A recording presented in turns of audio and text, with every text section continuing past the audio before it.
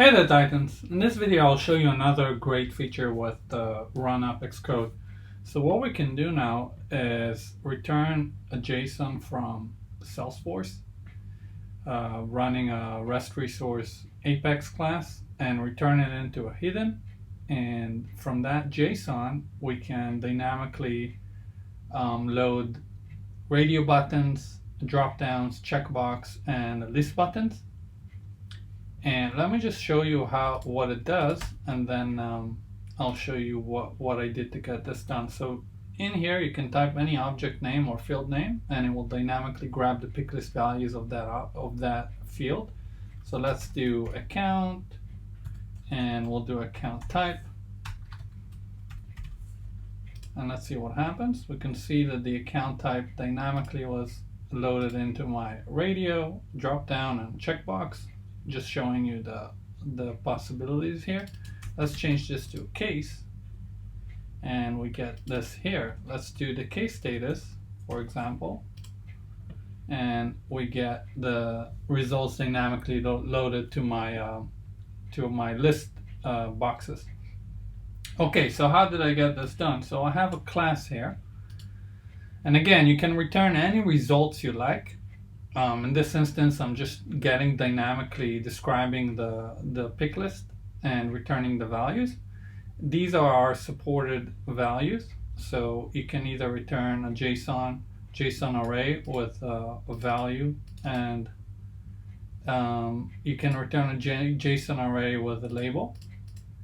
You can return a JSON array with label and value, which is what I did in this instance, and you can just return a list of strings.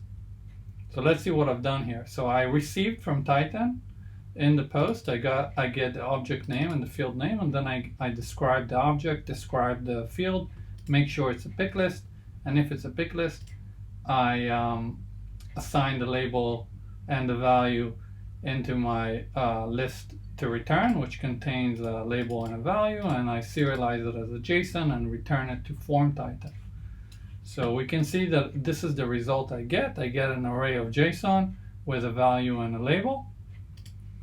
And once that's done in Titan, what I've done is very simple. So let me do this with you. So I'm going to put a list button here. So that will be a radio button dynamic. And I'm going to get rid of everything. And let's get rid of the other. And what I'm going to do is set a condition on my hidden. Condition is very simple. I already have a condition since I'm setting the rest of them just like so. So I'm saying that the current field is not empty. I'm going to head over to my dynamic radio button, and I'm going to say set items.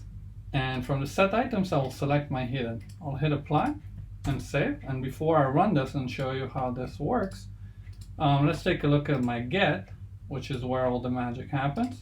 So Salesforce integration get, and we did a similar video on this. And putting in my endpoint, and again you can run this on a form load, you can run this in a custom action, and I'm passing the parameters that I'm expecting in my class, so object name and field name. And once I'm passing this, the only thing I'm left here to do is map the value.